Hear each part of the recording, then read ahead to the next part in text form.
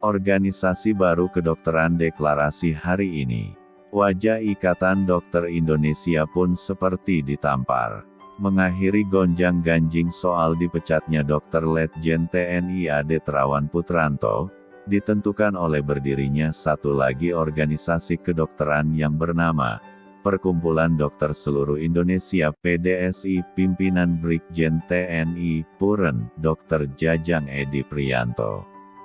Tanggal 27 April tahun 2022. Kabarnya, PDSI dengan mengantongi SK Kemenkumham nomor AHU 003638AH012022 tentang pengesahan pendirian, PDSI resmi jadi organisasi berbadan hukum. Kendati pembentukannya terjadi di tengah polemik antara Terawan Agus Putranto dan Ikatan Dokter Indonesia (IDI), namun Ketua PDSI Brigjen TNI Puren, Dr. Jajang Edi Priyanto menyebut hal itu tidak saling berkaitan. Dia mengklaim PDSI bukan berdiri karena kasus Terawan.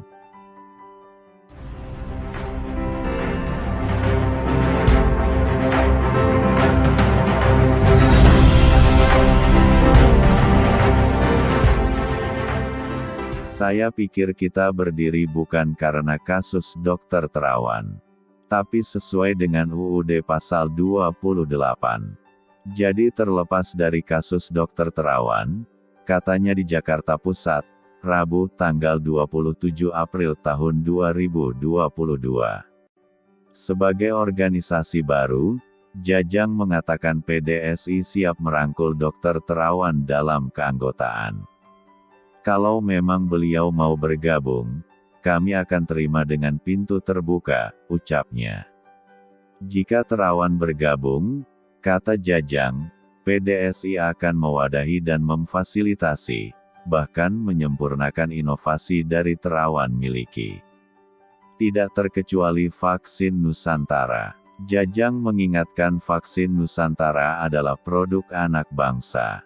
Apalagi itu vaksin Nusantara dalam program pemerintah, kata Jajang. Menyikapi hal itu, Pengurus Besar PB Ikatan Dokter Indonesia (IDI) menanggapi deklarasi PDSI tersebut.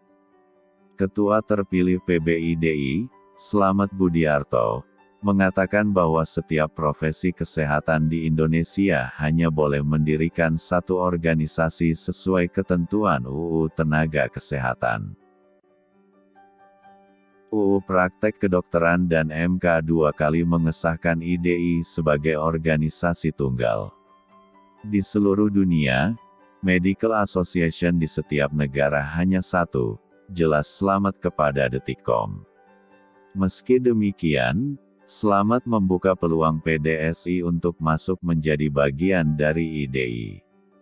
Seperti organisasi profesi kedokteran lainnya, bisa saja mengajukan sebagai perhimpunan di bawah IDI, nanti yang menentukan muktamar IDI, kata Slamet. Lebih lanjut, Slamet menilai masyarakat yang akan dirugikan jika wadah organisasi kedokteran terbagi. Pasalnya, hal ini menyangkut pasien. Jangan karena sakit hati dan alasan yang sangat sederhana bukan substansial mendirikan organisasi tandingan IDI. Karena hal ini berpotensi merugikan masyarakat. IDI membuka diskusi perbedaan pendapat dalam suasana kesejawatan, terangnya. IDI adalah aset negara dan masyarakat Indonesia, sehingga harus dijaga keberadaannya.